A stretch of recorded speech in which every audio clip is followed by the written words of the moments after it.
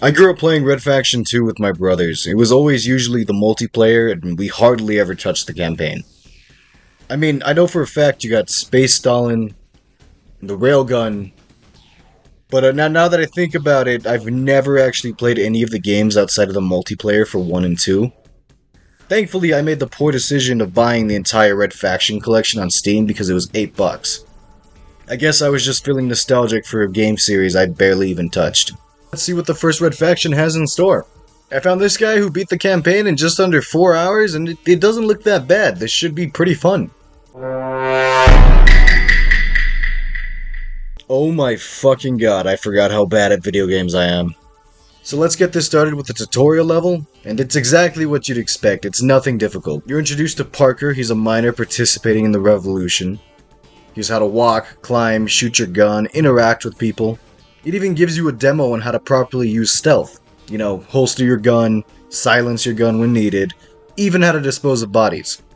Don't get me wrong, I do enjoy good stealth segments, however, I'm a big fan of what the kids nowadays call Russian stealth.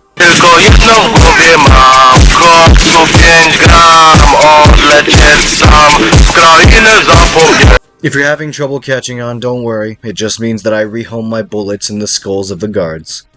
Oh, so back to the game. I loved my time playing. It's very simple, point A to point B with minimal backtracking.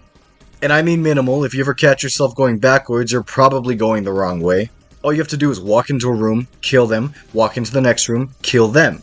Easy peasy, maybe press a button, flip a switch between rooms. Red Faction actually created an entire game engine called Geomod, allowing for destructible environments that stay destroyed.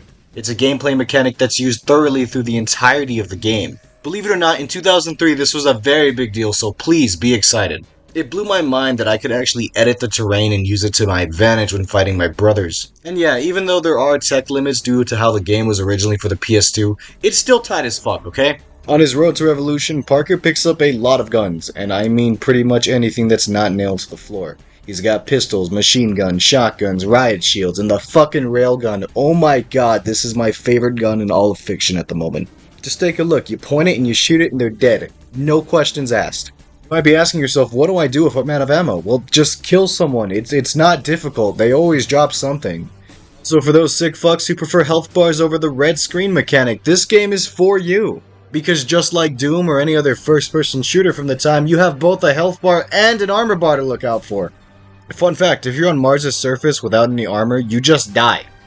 Your health just begins to drain and there's nothing you can do about it but look for armor. I thought my game was broken or glitching. It's just really weird game design. Resources in this game are not at all scarce, meaning you don't have to worry about being unprepared at any point in the game. Don't worry, the plot is just as straightforward as the gameplay. You got space miners who are on Mars, they're tired of dying, and Space OSHA isn't doing their job, so the miners skip unionizing and begin to revolt. There's also this plague going around turning our coworkers into funny little guys. And just like my real-life coworkers, they just kind of stand there and do nothing. You know, I'm not gonna lie to you guys, I did not pay attention to a goddamn thing that wasn't involved in level progression. I don't understand what's going on. However, I did notice a couple staple characters. You got Hendrix, he's your guy in the chair. Everyone say, "Hi, Hendrix." His whole goal is to guide you through the entire revolution, being a spy from the inside. You do have to do an escort mission with him, eventually. I mean, it's not the worst thing in the world. And then he gets blown up and fucking dies.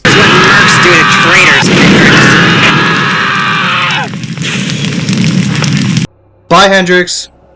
Eos, she's the head of the revolution. Apparently she's doing an equal amount of work in this whole revolt thing, but it's never really shown. She assists you in the most fucking difficult boss fight in my entire life, and can die for some reason. You ever lost a boss fight because you stayed alive? It makes zero sense. She's also there at the end of the game tied up.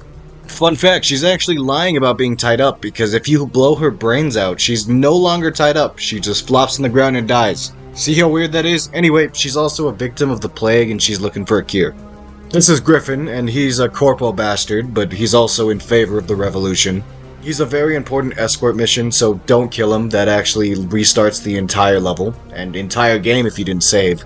Wish I learned that earlier. Axel Capix fucking sucks. He's the creator of the plague and the mind behind these abominations. He's responsible for these weird dog creatures that I hate so fucking much. And they look so much better with a shotgun shell in their face. As previously mentioned, he also created mutants, who are implied to have been friends of Parker. But I don't really care about them, I just killed them because I felt bad they existed. K-Pek also built not one of these stupid worms, but 2 giant stupid worms that just die when you shoot them. His boss fight just sucks ass. I actually had to use cheat codes for the second time in this run because I got so fed up with dying every 10 seconds. The first time, however, is justified. I turned on God mode because I was soft-locked in this water level. I accidentally quick-saved in the wrong spot, so every time I spawned, I just died instantly. Anyways, I lit him on fire and progressed to the stage. Misako is the final boss of this game, and I'm sure she was hyped up to be the big bad, but I don't remember. She just kinda taunts you and dies when you shoot her. This is literally the entire boss fight, by the way.